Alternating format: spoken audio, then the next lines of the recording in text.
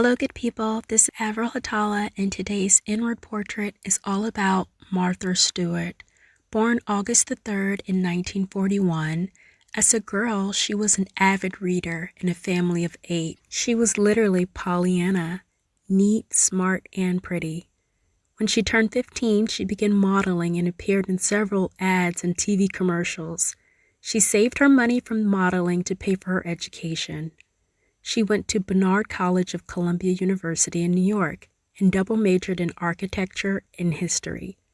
It was at this time that she modeled for a big Chanel campaign and gained some notoriety.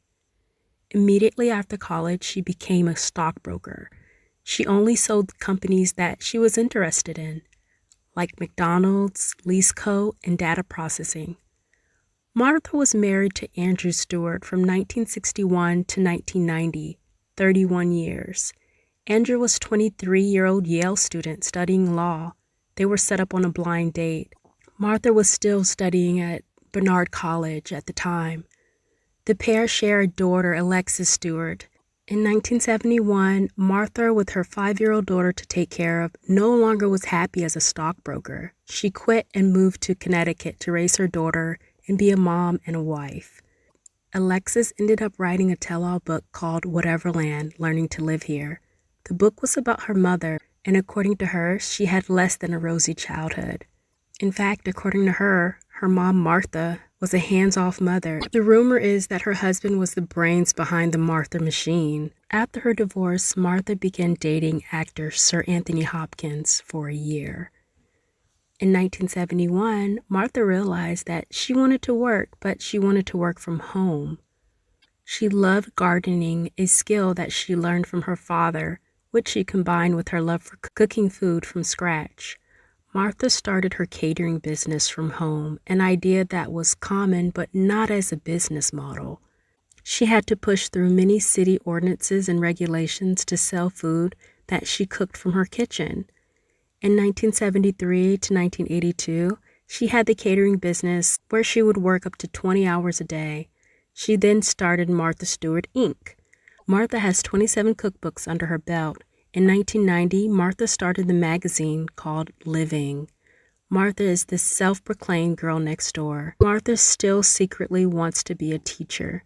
She was inspired by her 3rd grade teacher, Miss Wire, and her 5th grade teacher, Miss Mitchell. Also, her parents were both teachers. In 2003, Martha was arrested and taken into Aldern, Virginia, a prison town, for insider trading. She was sentenced to 5 months jail and 5 months house arrest and 2 years probation. It was the minimum sentence she could get. It turns out the judge was a 60-plus-year-old white lady who was heavily influenced by the 1,500 letters she received in support of Martha. The letters were from Bill Cosby and Rosie O'Donnell and other celebrities. Martha almost lost everything. In fact, she had to step down as CEO of her corporation, but the ban only lasted for 5 years. Martha loves rappers from Eminem, Kanye West to Snoop Dogg and P. Diddy. She plays rap music during commercial breaks on her cooking show, Martha, which ran from 2005 to 2012. In 2006, she invited Eminem to her show. He declined, but guess who leaped at the opportunity? Snoop Dogg.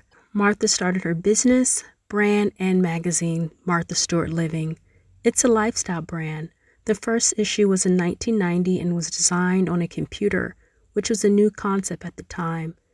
That has been the running theme with Martha and her enterprises. She is keeping up with the technology.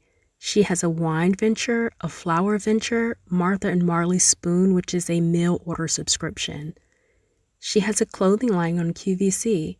She even had a spin-off from The Apprentice show called The Apprentice Martha, and a cannabis venture named Canopy Growth, supposedly for pets.